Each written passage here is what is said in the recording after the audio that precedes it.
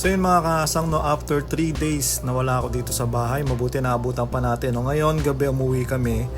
At yun nga, no, iniisip ko to kasi iniwan ko to na hindi pa nangingitlog. So maswerte tayo na naabutan natin na kakaitlog pa lang. Ang tingin ko kakaitlog pa lang nitong ating female kasi yung tube niya nakalabas pa. So mga more or less mga 2 to 3 hours na siguro nakalipas, no? Pero hindi ko lang alam kung ano talagang oras siya ng itlog. So wala na tayong magagawa dyan dahil nakaitlog na yan. Ngayon ang gagawin ko is pagpapalitin ko ng pwesto yan kasi kung mapapansin nyo naka-divider sila.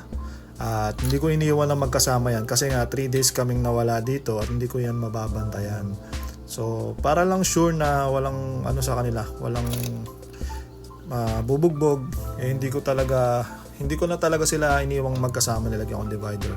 So umasa na lang ako na maabutan pa natin at yun, naabutan naman natin kahit papaano. So ayan, pinagpalit ko na lang muna sila ng pwesto. Luwagan natin yung divider para medyo malabo yung ating video. Nabasa ata yung ating camera. So pinagpalit na lang natin yung pwesto. Teka nga, punasan muna natin. So pinagpalit na natin yung pwesto ng ating male at female dahil wala naman talaga akong magagawa na dyan. Nabutan na natin na ganyan yan. So aasa na lang ako na baka sakali masimilyan pa ng male natin. Pero hindi ako aasa na 100% dyan. Siguro mga 35%. 35% na lang yung chance na makabuhay tayo nito dahil nga hindi ko talaga inabutan. Dapat kasi yan, abang nangingitlog yung female, mailagay na natin yung male. Or at least 1 hour after mangitlog. After nung unang bagsak ng eggs, mga 1 hour lang kasi yon, dapat mailagay na natin yung male. So hindi ko alam talaga. Hindi talaga ako sure kung anong mangyayari sa breeding natin na to.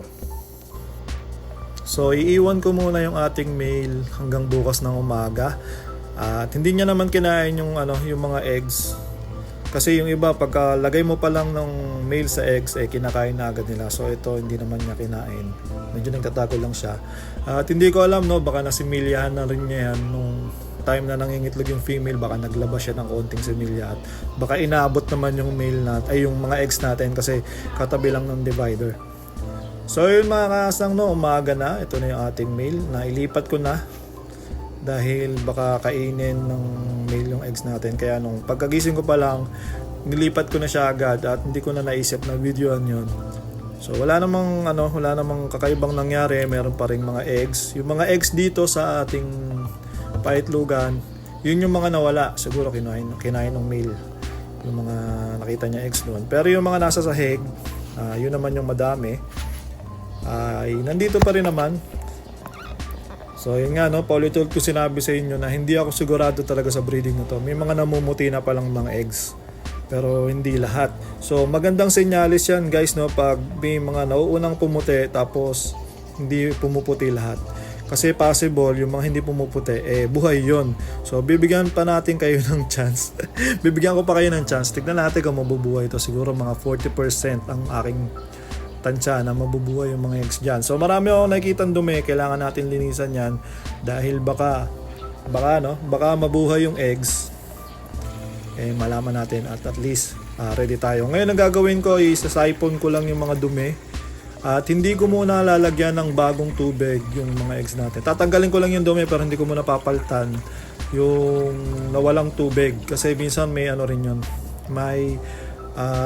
may mga hindi natin alam kung anong meron sa tubig na possible na makamatay ng eggs kung sakali mang mabubuhay itong eggs. So binawasan ko lang, tinanggal ko lang yung mga dumi para kahit papaano wala masyadong molds, walang alam mo yung mga bacteria na makakasama doon sa eggs natin. Hindi ko pa rin siya nilagyan ng methylene blue. Tingin ko okay naman na hindi natin lagyan ng methylene blue yan dahil konti pa lang naman yung nagpuputi. At yan, nilinis lang natin yan, hindi ko pa pinuno yan.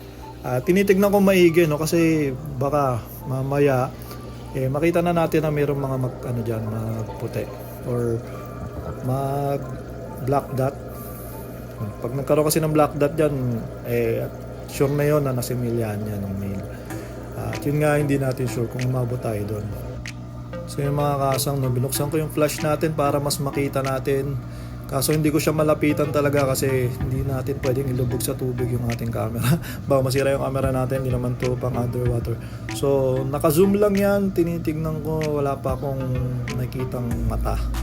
or hindi ko pa nakikita na fertilize yung mga eggs. So di talaga tayo sigurado dito. Pero syempre gagawin pa rin natin yung mga dapat natin gawin, dahil baka naman makachamba tayo, may bago tayong strain.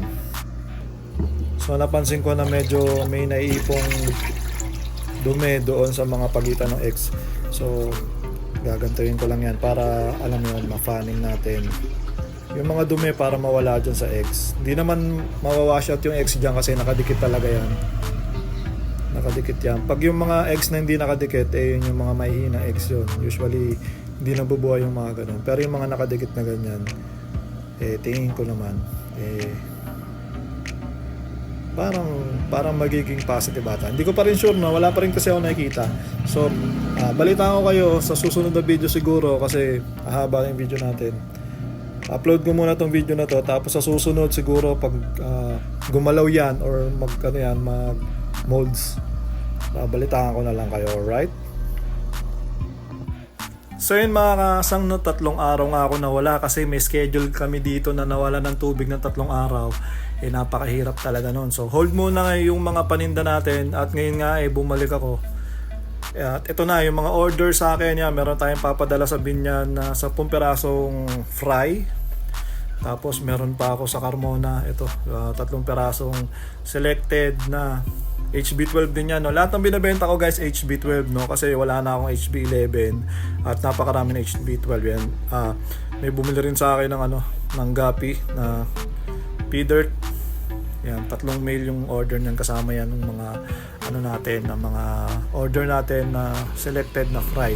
So meron akong mga grow out dito, in order na rin ito at babalutin ko na rin yung mga grow out natin dyan. So maubos yung natin, hindi ko alam kung ilan na matitira doon sa mga grow out natin na yan yung mga selected ko na na grow out.